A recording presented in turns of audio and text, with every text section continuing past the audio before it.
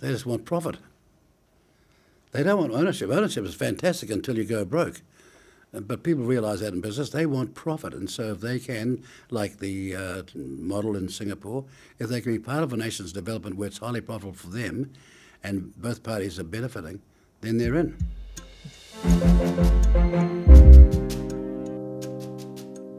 New Zealand First Leader and Deputy Prime Minister Winston Peters has had plenty of experience being in government. He joins me now to talk about New Zealand First's involvement in this coalition government. Now, your favourite saying is that, this is not your first rodeo. I think this is your sixth rodeo, actually, isn't it? Well, something like that, yes. How does it compare with previous governments?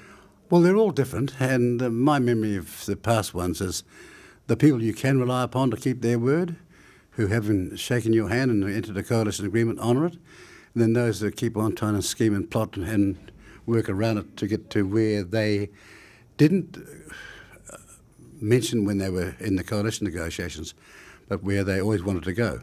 And so it's the second category you don't like working with. In the first category, they're all different and from different parties as well, but they're much more cooperative, so to speak, collaborative, and more importantly, it's about how coalition governments are successful.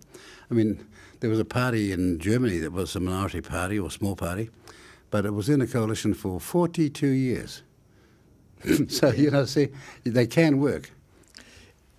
The Prime Minister says that 2025 has got to be a year about pushing economic growth. I think you've made the comment before that you said, and you did before the election, that things were worse than appeared.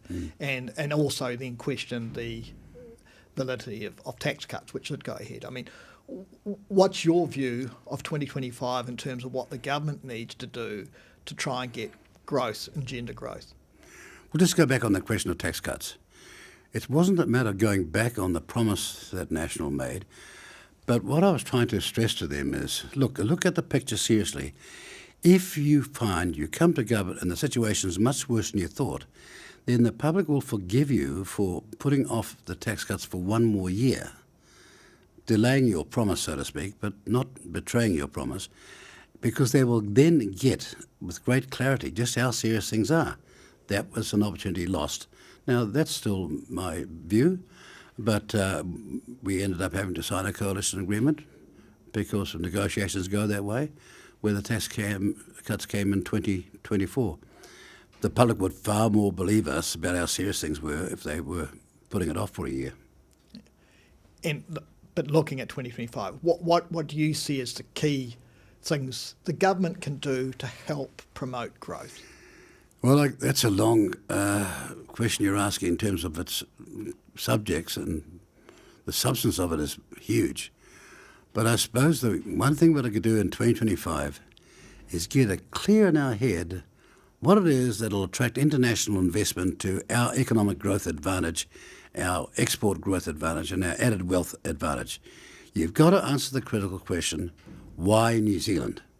And Bill, we better have that answer within the next 2 or 3 months. I do want to talk about foreign investment because New Zealand First, going back, you would have been more sceptical, weren't you, previously about? No.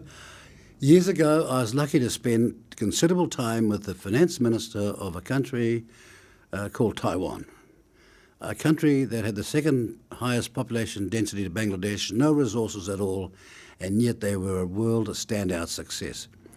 And then I also had a lucky time to spend with a guy called Lee Kuan Yew. In fact, a long time to talk to him and also to have the 3 volumes of a book about him. So here's a person taking over this small island country the size of Lake Taupo, no resources at all, nothing at all, and he's turned into a world-class success. When I first went there, our currency was 7-1 to theirs. See how... And we were helping them under the Colombo Plan, helping this country called Singapore under the Colombo Plan. He went straight past us and is a world-class success. Ireland grabbed the same idea in the early 80s and turned themselves into the Irish or the Celtic tiger. Croatia is doing it now. My point is there are examples of how to do things. You need not come up with some ideological theory. Go and see what's worked elsewhere and see why it will not work in our country. All conditions are different, but I think that when we grasp that, we might be on our way to a turnaround. And when you talk about foreign investment, I'm talking about foreign ownership. And foreign investment and foreign ownership are two different things. So so what foreign investment is more acceptable than others? So if a foreign investor's coming here and they're investing, don't they want ownership? No, they just want profit. They don't want ownership. Ownership is fantastic until you go broke.